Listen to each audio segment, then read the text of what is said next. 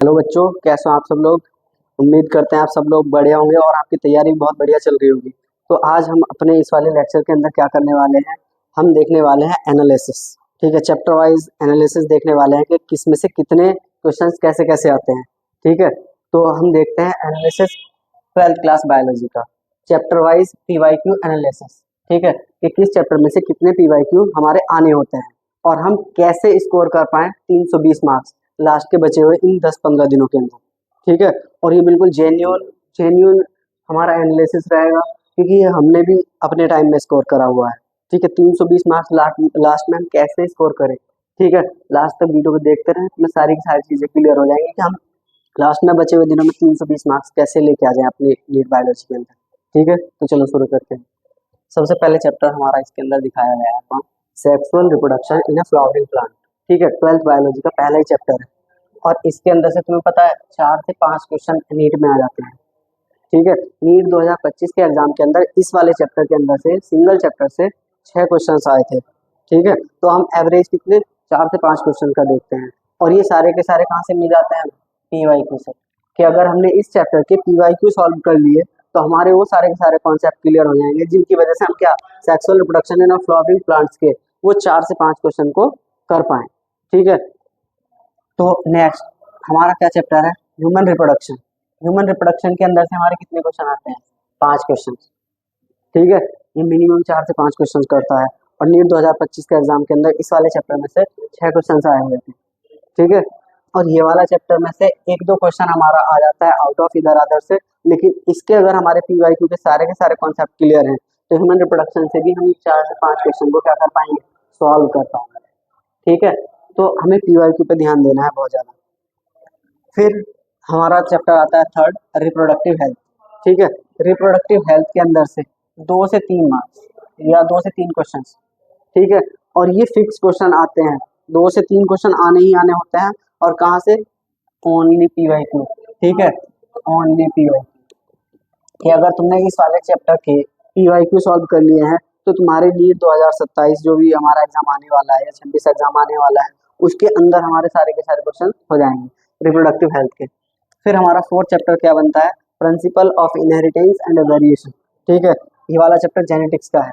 Overall genetics लगभग 20 question के around, लगभग 18 से 20 के अराउंड चली जाती है।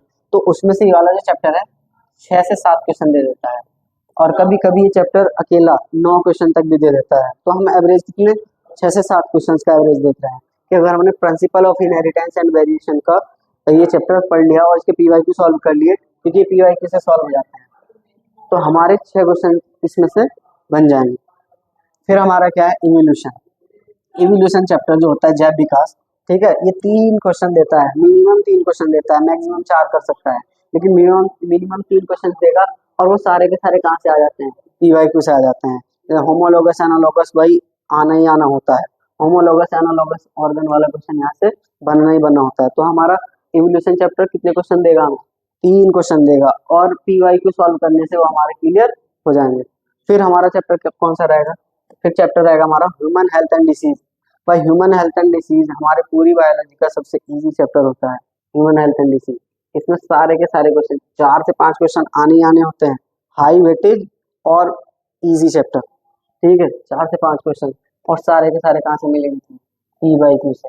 सारे कहाँ से मिल जाने हैं, पीवाईक्यू से। इस चैप्टर के पीवाईक्यू मत छोड़ के जाना, ये बहुत ज्यादा तुम स्कोर करने में बहुत ज्यादा हेल्प करेगा। ठीक है, 4 से 5 क्वेश्चन तुम्हें देखने को मिल जाएंगे पीवाईक्यू से ही। फिर हमारा माइक्रोब्स इन ह्यूमन वेलफेयर। फिर क्या है, माइक्रोब्स इन ह्यूमन वेलफेयर, ये भी सबसे इजी टॉपिक होता है और इसके अंदर से भी 4 से 5 क्वेश्चन हमारे मिनिमम आने होते हैं और वो कहाँ से, सारे के सारे पीवाईक्यू से। माइक्रोब्स इन ह्यूमन वेलफेयर कि कौन सा माइक्रोब से क्या बनता है, सैक्रोमाइसिस सेरेबेसिस आना ही आना होता है, तो वो तुम्हें देख लेना है। सारे के सारे पीवाईक्यू सॉल्व कर लेना और हमारे 4 क्वेश्चन इस वाले चैप्टर से भी कंप्लीट हो जाएंगे। फिर देखते हैं नेक्स्ट। हाँ, नेक्स्ट वाला हमारा देखो, नेक्स्ट टॉपिक क्या है हमारा, बायोटेक्नोलॉजी। बायोटेक्नोलॉजी वाली यूनिट से लगभग 8 से 10 का वेटेज रहता है। तो इसका जो प्रिंसिपल एंड प्रोसेस वाला जो चैप्टर है बायोटेक्नोलॉजी का पहला चैप्टर, 4 से 5 क्वेश्चन देगा। ठीक है, कहाँ से आने क्वेश्चन, पीवाईक्यू से। कि अगर हमने इस वाले चैप्टर के पीवाईक्यू सॉल्व कर लिए तो हमारे 4 से 5 क्वेश्चन बन जाने हैं। ठीक है, तो हमें इसके ध्यान देना है। बायोटेक्नोलॉजी एंड इट्स एप्लीकेशन, ये बायोटेक्नोलॉजी का सेकंड चैप्टर है और इसके अंदर से भी 4 से 5 क्वेश्चन का वेटेज आता है। और कहाँ से आने होते हैं? पीवाईक्यू से। यानी कि अगर हमने पूरी बायोटेक्नोलॉजी को उठाया और उसके पीवाईक्यू सॉल्व कर डाले, पिछले सालों में जो आए हुए जितने भी क्वेश्चन है हमने उसको सॉल्व कर डाले, वो सारे के सारे कॉन्सेप्ट पढ़ डाले लास्ट टाइम में, तो हमारे इससे ओवरऑल 8 से 10 क्वेश्चन, कितने? 8 क्वेश्चन के समथिंग हमारे सॉल्व हो जाएंगे और हमें एक्स्ट्रा पढ़ने की जरूरत नहीं है, केवल पीवाईक्यू से हो जाएंगे। फिर हमारा एक चैप्टर रहता है क्या? Organism and population. ये वाला चैप्टर कहाँ से है? हमारा इकोलॉजी का। इकोलॉजी पूरी की पूरी हमारी 9 से 10 क्वेश्चन की होती है, तो पूरी की पूरी इकोलॉजी में से ये भी इजी होती है ऑर्गेनिज्म एंड पॉपुलेशन वाले चैप्टर में से। लास्ट में वो पॉपुलेशन इंट्रैक्शन करके तुमने देखा होगा वो टॉपिक, वहां से क्वेश्चन आना ही आना होता है। तो ये सारे के सारे कितने क्वेश्चन? 3 क्वेश्चन। और कहाँ से मिल जाने? पीवाईक्यू से। तो इस वाले चैप्टर के भी हमें केवल क्या करना है? पीवाईक्यू उठाने हैं, पीवाईक्यू की कॉन्सेप्ट क्या कर लेना है? याद कर लेना। लास्ट टाइम में हमारे 3 क्वेश्चन पक्के हो जाएंगे इसमें से। ठीक है। इकोसिस्टम, हमारी इकोलॉजी का सेकंड चैप्टर इकोसिस्टम, इसके अंदर से भी 3 क्वेश्चन आने होते हैं। और कहाँ से मिल जाते हैं? सारे के सारे पीवाईक्यू से। कि अगर हमने इको सिस्टम वाले चैप्टर से उठाया क्वेश्चन और इसको क्या करा हमने? इसके पीवाईक्यू सॉल्व कर डाले। जैसे कि हमारा इसमें बताया जाता है तुम्हें कि एनर्जी का फ्लो कहाँ से कहाँ को होता है, यूनिडायरेक्शनल फ्लो होता है, ठीक है, वो उसमें दिखाई दिए जाते हैं। तुम्हारे इकोलॉजिकल पैरामीटर्स वगैरह कैसे बनते हैं, पीवाईक्यू से क्वेश्चन मतलब इसमें से आ जाने हैं। फिर हमारा बायोडाइवर्सिटी एंड इट्स कंजर्वेशन, ठीक है, ये बायोलॉजी का हमारा लास्ट चैप्टर है और इसके अंदर क्या रहेंगे? हमारे 3 क्वेश्चन आने होते हैं और सारे के सारे कहाँ से? पीवाईक्यू से। तो हमने पूरी बायोलॉजी के अंदर कितने चैप्टर देखे हैं? 12 चैप्टर देखे हैं, जबकि चैप्टर कितने होते हैं हमारे पास में? 13 चैप्टर होते हैं पूरी बायोलॉजी के अंदर। 12th बायोलॉजी के अंदर 13 चैप्टर्स हैं और उनमें से हमने कितने देखे हैं? 12 चैप्टर्स ही देखे हैं। चैप्टर कौन सा हमने स्किप कर दिया है? इसमें से मॉलिक्यूलर बेसिस ऑफ इनहेरिटेंस हमने क्या कर दिया है? स्किप कर दिया है, जो कि काफी इंपॉर्टेंट चैप्टर था। ठीक है, लगभग 7-8 क्वेश्चन मिनिमम दे देता है, लेकिन वो बच्चों को क्या कर देता है? थोड़ा सा, ठीक है, डिमोटिवेट, क्योंकि उससे मतलब काफी हार्ड कॉन्सेप्ट उसके अंदर रहते हैं।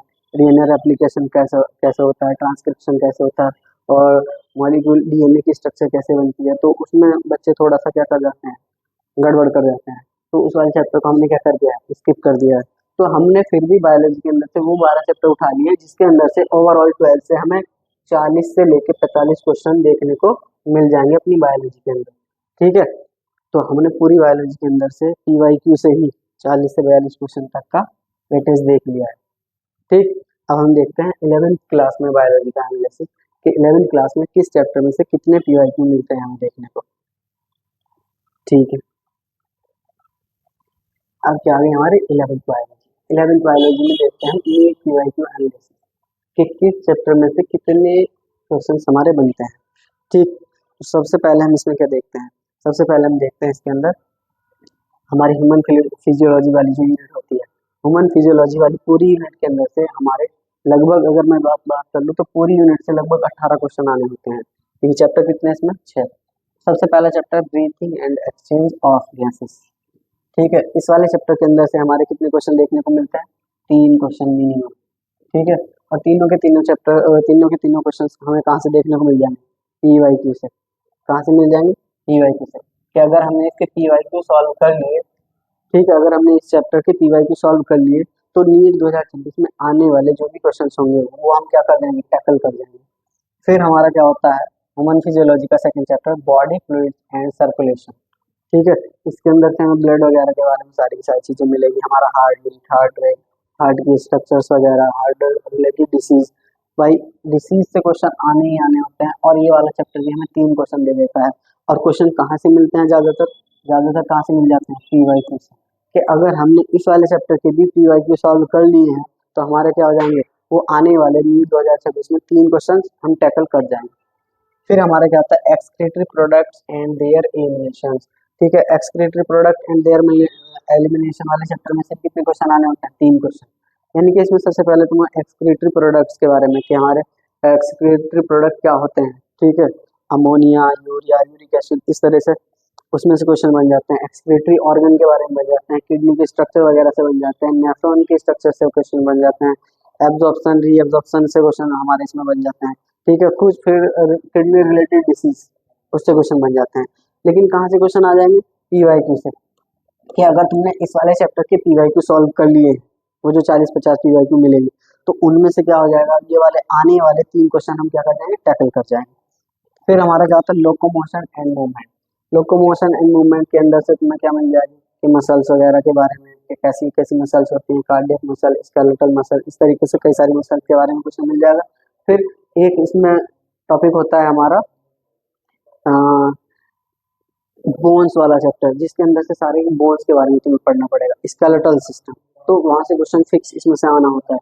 फिर तुम्हारी कुछ डिसीज मिल जाएंगे इस चैप्टर के अंदर से, और सारे के सारे अगर तुमने इस चैप्टर के पीवाईक्यू सॉल्व कर लिए हैं, अगर तुमने इस चैप्टर के पीवाईक्यू सॉल्व कर लिए हैं, तो हमारे क्या हो जाएंगे, वो 3 क्वेश्चन इसमें से टैकल हो जाएंगे। फिर हमारा क्या होता है, न्यूरल कंट्रोल एंड कोऑर्डिनेशन।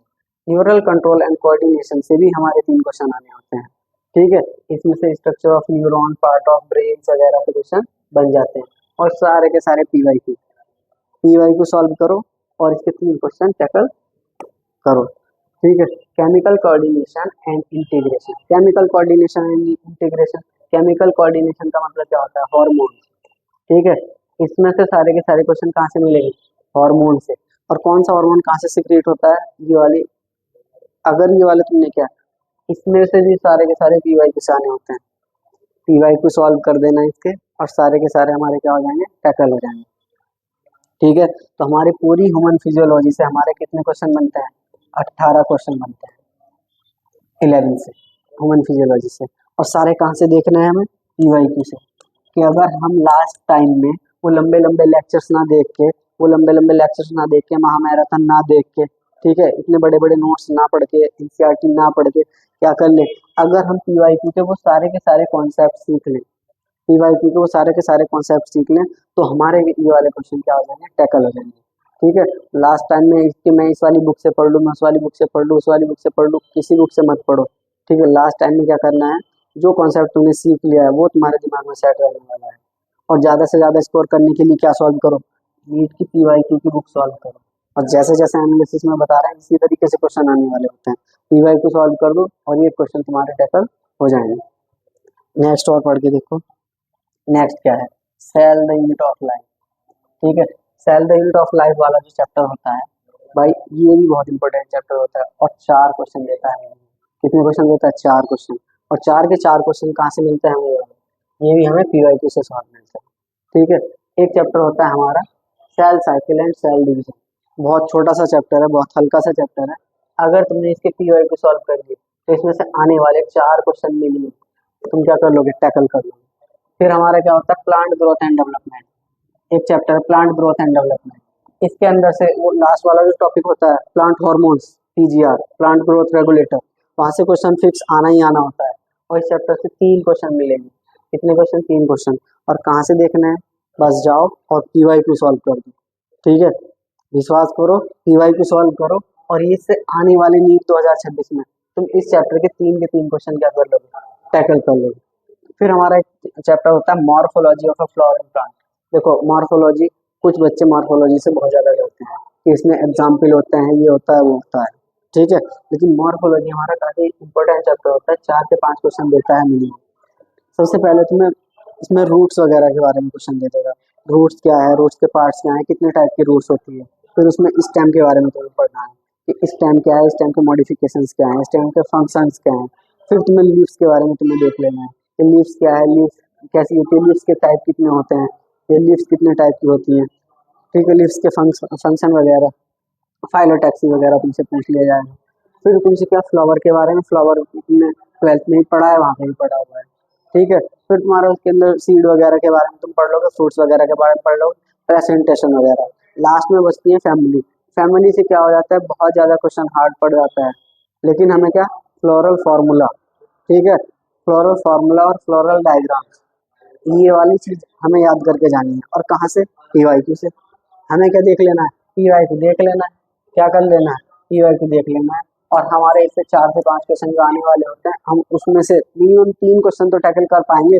अगर इस चैप्टर में 5 क्वेश्चन है, और 5 में से अगर हमने 3 क्वेश्चन कर लिए, तो हमारा क्या हो जाएगा, काफ़ी वेटेज बढ़ जाएगा हमारा। एक चैप्टर होता है बायोलॉजिकल क्लासिफिकेशन, 3 से 4 क्वेश्चन का आने वाला होता है, ठीक है। कहाँ से मिलेगा, पीवाईक्यू से। कि लास्ट टाइम में हम पूरी की पूरी एनसीईआरटी ना पढ़ के, इतने लंबे लंबे नोट्स ना पढ़ के क्या कर लें, पीवाईक्यू के कॉन्सेप्ट पढ़ लें, वो 40 से 50 क्वेश्चन सॉल्व कर लें और इसमें आने वाले जो 3 से 4 क्वेश्चन है वो क्या कर लेंगे हम, टैकल कर जाएंगे।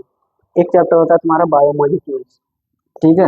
बायोमोलिक्यूल के अंदर बहुत सारी चीजें हमारी रिवीजन में आ जाती हैं, ठीक है, जैसे carbohydrate, structure of protein, protein के टाइप, और हमारा डीएनए कैसे बनता है, ये वाली सारी चीजें हमें उसमें देखने को मिलेंगी। 3 क्वेश्चन मिलेंगे और कहाँ से मिल जाएंगे, पीवाईक्यू से। तो हमें मैक्सिमम, हमने अगर फोकस कहाँ पे करा है, हमने फोकस कहाँ पे करा है, पीवाईक्यू से, कि लास्ट टाइम में अगर हम कुछ चीजें नहीं भी कर पा रहे हैं तो हमें क्या कर लेना है, हमें केवल पीवाईक्यू कर लेना है, और पीवाईक्यू ही हमें क्या करा देंगे, काफी अच्छा स्कोर कराने में हमारी हेल्प करा देंगे, ठीक है।